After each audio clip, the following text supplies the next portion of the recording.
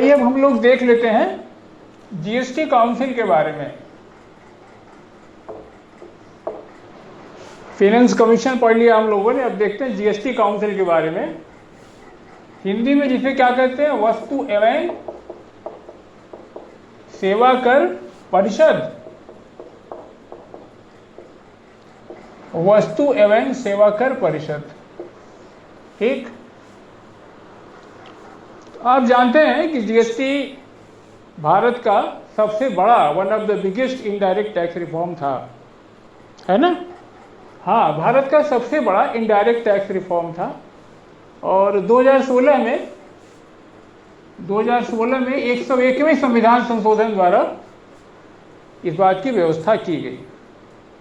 और आपको मालूम होगा उस समय एक बड़ा स्लोगन जो चला था, क्या, वन नेशन वन टैक्स, जब लागू हो रहा था। ऑब्जेक्टिव आज भी इसका यही है, बट बड़े जोर शोर से it was introduced with the slogan one nation one tax. और इस टैक्स ने सम्मिलित कर लिया, सबसम्ड कर लिया इनडायरेक्ट टैक्सेस, जैसे कि वैट था, वैल्यू एडेड टैक्स था हमारा, और एक्साइज ड्यूटी थी, लग्जरी टैक्स था, सर्विस टैक्स था। इन सारे टैक्सों को इसने सबसम्ड कर लिया। और जीएसटी आप देखेंगे, इट्स इसेंशियली, आप इसको कहेंगे एक कंजम्पशन टैक्स। ये मूल रूप से एक तरीके का एक कंजम्पशन टैक्स है, उपभोग टैक्स है, which is levied on the final consumption point, which is levied on the final consumption point. ये इसकी खास बात है।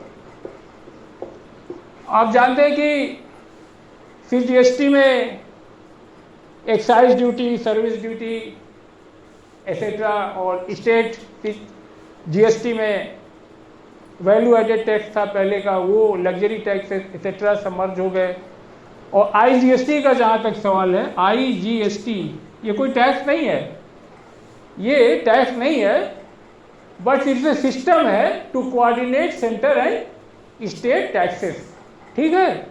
सेंटर और स्टेट के टैक्सों को कोऑर्डिनेट करने का एक सिस्टम है जिसे हम आईजीएसटी कहते हैं। संक्षेप में ये जीएसटी की बात हो गई। और जानते ही है कि it has 4 tier structure, 4 tier structure है जीएसटी का। On all goods and services, वस्तु और सेवाओं पे कितना है, 5%, 12%, 18%, 28%, 4 टियर स्ट्रक्चर है। ये है। रीजन क्या था, अगर मोटा मोटा आप कहेंगे इसको इंट्रोड्यूस करने का, तो टू मिटिगेट डबल टैक्सेशन, जो दोहरा कर था उसको मिटिगेट करने के लिए। कॉस्केडिंग इफेक्ट ऑफ टैक्सेस, कॉस्केडिंग इफेक्ट क्या होता है, टैक्स पे टैक्स लगाना, और अल्टीमेटली उसका बर्डन जा करके लास्ट में कंज्यूमर पे ही पड़ता है। और इसी तरीके से टैक्सेस के जो क्लासिफिकेशन इशूज थे, वो सारी बातें, और ये धारणा लेकर के, ये दुनिया भर से प्रेरित होकर के, ये कॉमन नेशनल मार्केट की बात सोच करके इसको इंट्रोड्यूस किया गया था। क्लियर। अब आते हैं प्रोविजन के बारे में। प्रोविजन में आप देखें तो जीएसटी काउंसिल जब 101वां संविधान संशोधन किया गया 2016 में, 101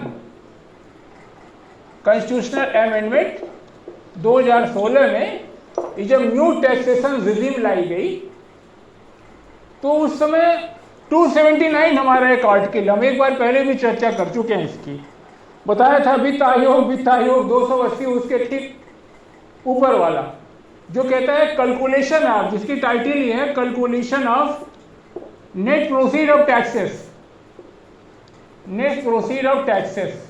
इस 279 जो हमारा आर्टिकल नंबर है, इसकी जो टाइटल है ये है calculation of net proceed of taxes. इस 279 में ही ये जो हमारा 279 आर्टिकल है, इसी में ही जो है ए जोड़ दिया गया, ए ठोक दिया गया। इसी में ये कहता है कि इस एक्ट के कमिटमेंट के विधि 60 दिन के भीतर राष्ट्रपति अपने आदेश के द्वारा एक परिषद, एक काउंसिल का गठन करेगा, जिसे जीएसटी काउंसिल वस्तु और सेवा कर परिषद कहा जाएगा। तो राष्ट्रपति जी ने आदेश के द्वारा इसका गठन कर दिया। और इसका ऑफिस कहाँ है? इसका ऑफिस न्यू दिल्ली में है। जो हमारे यूनियन का रेवेन्यू सेक्रेटरी होता है, राजस्व का जो सचिव होता है, वही इसका भी जो है एक्स ऑफिसियो सेक्रेटरी होता है, पदेन सचिव होता है। ये कल्पना की गई कि ये जीएसटी काउंसिल जो बनेगा ये सेंट्रल और स्टेट के कोऑपरेशन और कोऑर्डिनेशन से एक नेशनल मार्केट के लिए काम करेगा, जिसमें एक सौहार्दपूर्ण ढंग से हार्मोनियसली एक ऐसा स्ट्रक्चर टैक्स का इन्वॉल्व करेगा जो क्या करेगा, development of harmonised national market बनाएगा। और इसका मिशन क्या था? इसके मिशन के बारे में कहा गया कि ये एक वाइडर कंसल्टेशन के द्वारा एक प्रोसेस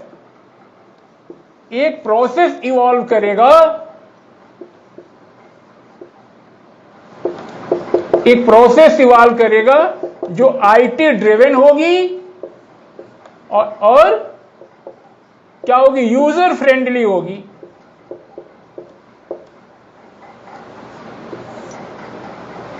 ठीक, ये कहा गया इसका मिशन है कि वाइडर कंसल्टेशन के द्वारा व्यापक विचार विमर्श करके सारे राज्यों और केंद्र के बीच में एक ऐसा प्रोसेस, एक टैक्स का एक ऐसा प्रोसेस इन्वॉल्व करना जो कि आईटी ड्रिवन हो। आईटी का मतलब इंफॉर्मेशन टेक्नोलॉजी से आईटी ड्रिवन हो और यूजर फ्रेंडली हो। और यह भी कहा गया कि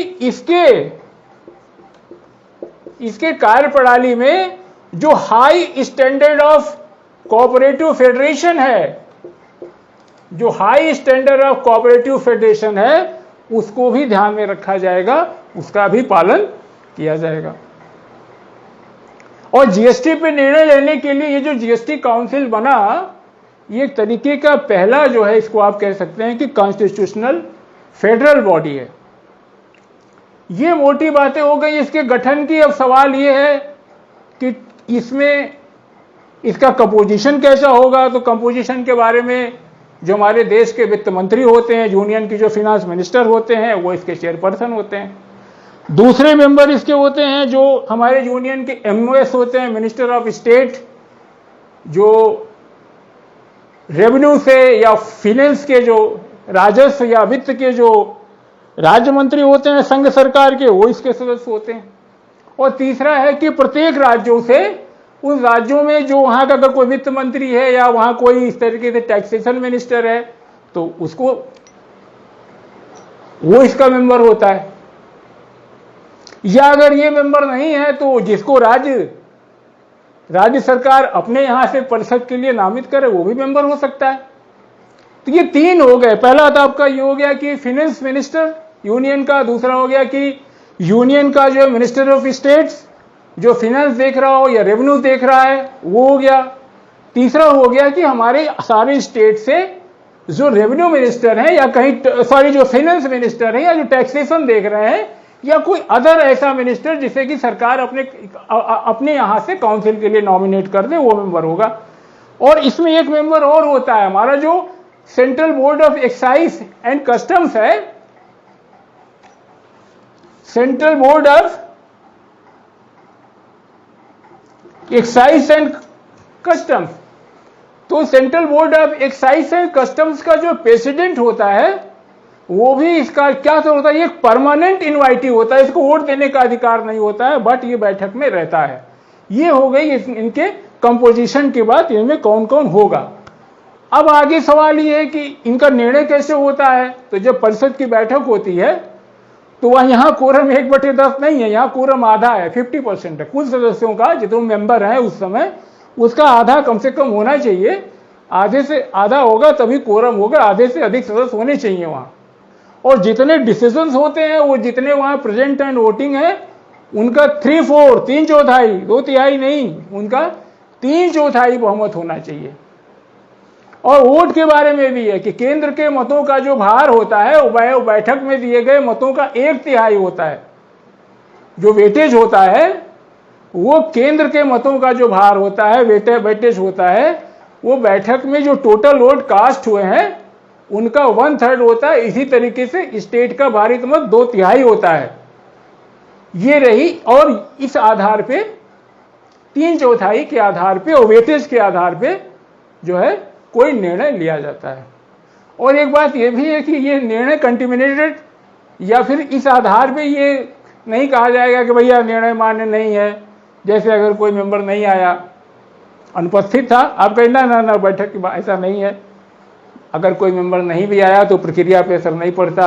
या कुछ ऐसा है कि अगर कोई ऐसा मेंबर नॉमिनेट हो गया, ऐसा कोई प्रोसीजर है, पता चला कि रेवेन्यू की जगह किसी और मंत्री, आप कहें नहीं साहब नहीं है, ऐसा नहीं, ऐसा नहीं है।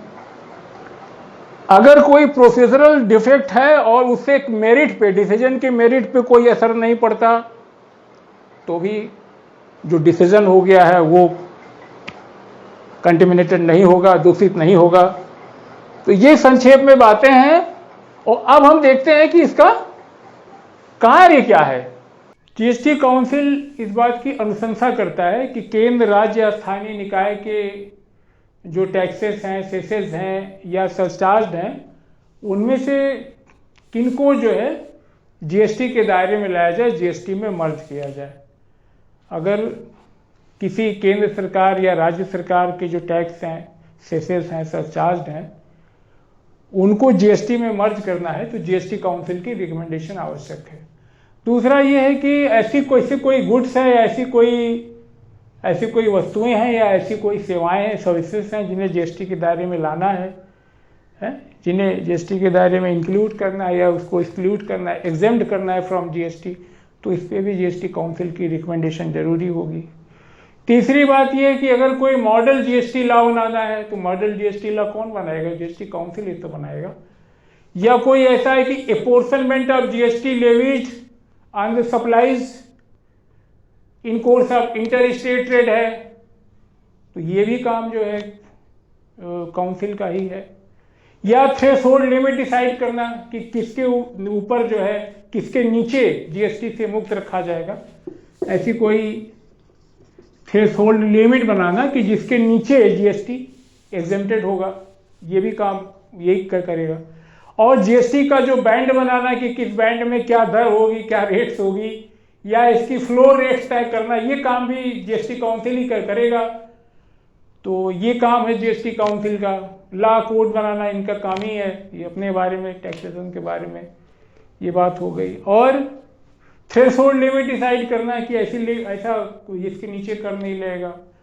और फ्लोर रेट्स की बात हो ही गई।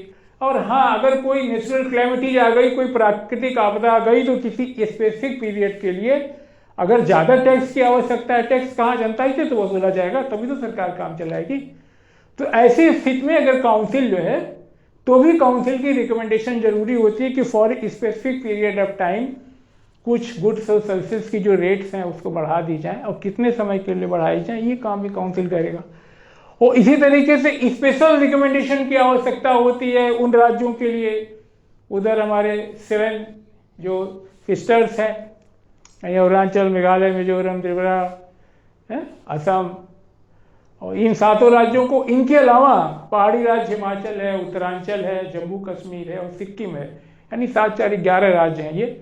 इनके विषय में अगर कोई विशेष प्रावधान बनाना है तो उसके लिए भी जीएसटी काउंसिल की अनुमति आवश्यक। इसके अलावा जीएसटी काउंसिल का ये भी काम है कि वो जो है हमारा जो क्रूड ऑयल है, जानते होंगे, क्रूड पेट्रोलियम का, ये क्रूड पेट्रोलियम प्रोडक्ट आपका डीजल है या एविएशन टरबाइन फ्यूल है या पेट्रोलियम है, नेचुरल गैस है, इन पे किस डेट से जीएसटी लागू की जाए, ये किस डेट से, किस तारीख से जीएसटी लगाई जाए क्रूड पेट्रोलियम प्रोडक्ट्स पे, ये काम भी जीएसटी काउंसिल का ही है। और इसके अलावा ये भी प्रावधान था जब काउंसिल में कि 5 साल के भीतर ऐसे राज्य जिन्हें कि अपने यहाँ जीएसटी लगाने से जो नुकसान हुआ है उसके कंपेंसेशन के लिए, उसकी क्षतिपूर्ति के लिए एक व्यवस्था बनाई गई थी कि उसकी क्षतिपूर्ति काउंसिल बताएगा और सरकार उसकी क्षतिपूर्ति करेगी। डिस्प्यूट हो तो इसके लिए बात हुई थी कि एक मैकेनिज्म बनाया जाएगा जिसमें सारे लोग मिलकर फैसला करेंगे।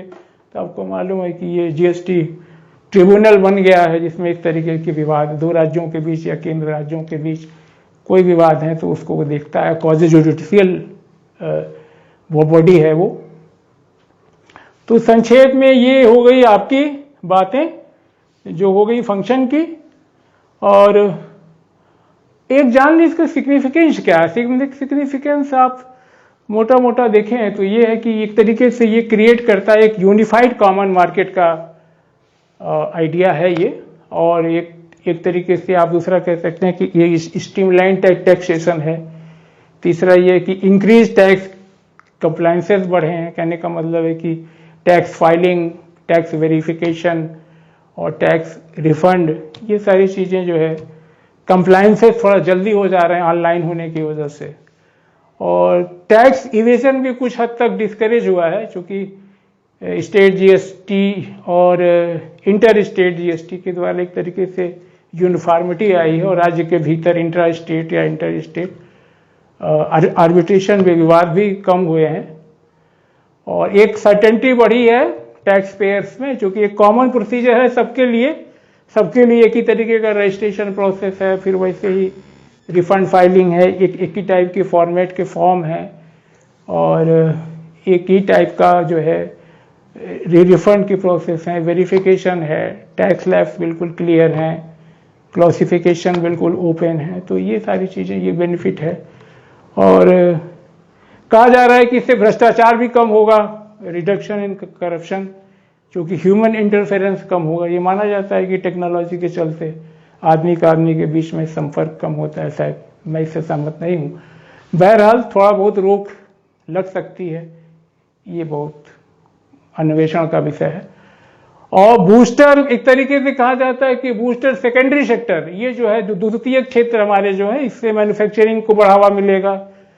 क्योंकि जो टैक्स इवेजन की बात थी, जो प्रक्रिया में जटिलीकरण की बात थी, टैक्स बिल्कुल क्लियर है तो मैन्युफैक्चरिंग बढ़ेगा, हमारा एक्सपोर्ट बढ़ेगा, तो ये सारी चीज़ें होंगी। बट इस पे इशूज बहुत हैं। जो इशूज हैं उनको अगर हम देखें तो पहली चीज़ तो यही है कि जो कॉन्सेप्ट तो ये था कि वन टैक्स वन नेशन, और यहाँ हो क्या रहा है कि जीएसटी में ही कई स्लैब रेट बनाए गए हैं। कायदे से तो पूरे देश के लिए one tax one nation one GST होनी चाहिए, लेकिन आप देखेंगे कि इसमें भी स्लैब्स बनाए गए हैं। स्लैब को लेकर के डिस्प्यूट है, कौन 18 में रहेगा, कौन 28 में रहेगा। तो ये दिक्कत एक ये है, यूनिफॉर्मिटी, एक टैक्स नहीं हो पाया जिससे हम एक टैक्स की बात। दूसरा टैक्स रेट जो है हायर है। टैक्सेस में आप कहेंगे रैशनलाइजेशन तो जरूर है, मगर जो टैक्स की रेट है वो ज़्यादा है। खाली करीब 50% ऐसे गुड्स एंड सर्विसेज हैं जो 18% के ब्रैकेट में हैं, बाकी बाहर है उससे। और कुछ ऐसे लाइफ के लिए इसेंशियल ऐसे आइटम्स हैं जिन पे कि जीएसटी लगती है। जैसे आप देखेंगे ऑक्सीजन कंसंट्रेटर है, बहुत जरूरी चीज़ है, उससे 12% जीएसटी है। वैक्सीन है कि नहीं, कितने जरूरी आइटम है, 5%, उस पर भी जीएसटी है।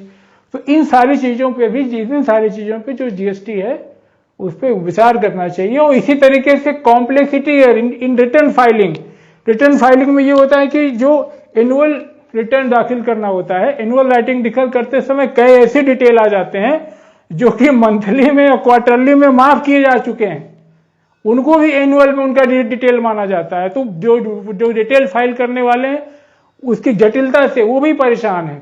और तीसरी कमी इसकी ये कि आप देखेंगे आधा अभी भी ऐसी है जो कि जीएसटी के दायरे से बाहर है।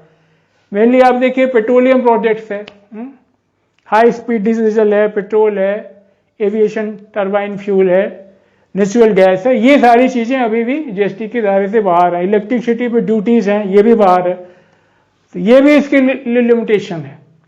और एक दिक्कत और है कि केंद्र राज्यों के बीच में काउंसिल बनने के बाद भी अभी भी ट्रस्ट डिफिसिट है। उसकी वजह ये है कि केंद्र सरकार कहीं कहीं बीच में सेस मार दे रही है, सेस लगा दे रही है, या कुछ ऐसे पूल जो कि डिविजिबल नहीं है उसमें अपना सोर्स बढ़ा ले रही है। तो इस तरीके से एक अविश्वास का वातावरण है और ट्रस्ट डिफिसिट है, जो कि अच्छा नहीं है वन टैक्स वन नेशन के लिए।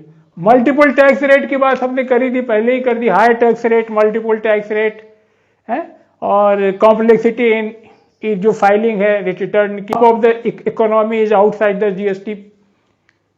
तो ये बातें हो गई। इसके अलावा आप देखेंगे तो केंद्र सरकार, आप देख रहे होंगे कि एक अभी ये लग्जरी आइटम, लग्जरी गुड्स पे और सिन गुड्स पे, लग्जरी गुड्स पे और सिन गुड्स के लिए जो एक तरीके से कंपनसेशन सेस की व्यवस्था कर दी, वेयर इंट्रोड्यूस्ड। जो विलासिता की वस्तुएं थी या जो ये क्या कहते हैं उसको कि सिन गुड्स कहते हैं, सिन गुड्स की इनकी क्या होगी, हानिकारक वस्तुएं, नुकसानदायक वस्तुएं, विलासिता वाली वस्तुएं और नुकसानदायक वस्तुएं, इन दोनों पे सरकार ने कंपनसेशन टैक्स लगा दिया। मतलब नुकसान हो लेकिन इसकी प्रतिशत पूर्ति के लिए एक उपकर लगा दिया। और इसका दायरा बढ़ा करके आप देख रहे हैं ऑटोमोबाइल पे भी कर दिया गया। तो ये सारी इश्यूज हैं जीएसटी को लेकर के। और चाहिए क्या आगे के लिए, यही है कि स्टेट और सेंटर में एक ट्रस्ट बनना चाहिए और इस तरह के जो टैक्सेस हैं केंद्र को ये कमिटमेंट करना चाहिए कि वो ऐसा कोई सेस, ऐसा कोई सरचार्ज नहीं लगाएगी, उसका सहारा नहीं लेगी अपने आय को बढ़ाने में, जो कि राजस्व जो साझा करने योग्य है उसके पूल से बाहर हम जो है कोई सेस लगा दें या कोई सरचार्ज लगा दें हैं और उससे अपना रेवेन्यू बढ़ा लें, जिससे कि जो राज्य के इंटरेस्ट में ना हो। ये कमिटमेंट करना होगा। और दूसरी चीज ये कि जिसे हम क्या सहकारी संघवाद कहते हैं, उसको नारा देने की अपेक्षा उसको व्यवहार में लाना ज़्यादा उपयोगी रहेगा।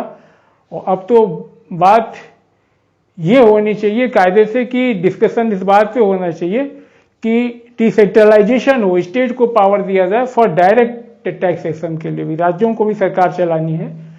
और हाँ, एक बात इसी संदर्भ में याद आ गई कि सुप्रीम कोर्ट ने मई 2022 मई में ये डिसीजन दिया कि जीएसटी काउंसिल का डिसीजन राज्यों पे बाइंडिंग नहीं है, बाध्यकारी नहीं है। ये एक तरीके से प्रोडक्ट ऑफ कोलैबोरेटिव डायलॉग है बिटवीन यूनियन एंड स्टेट। और संविधान का अनुच्छेद 246A संसद और राज्य दोनों को साथ साथ जो है यह शक्ति प्रदान करता है।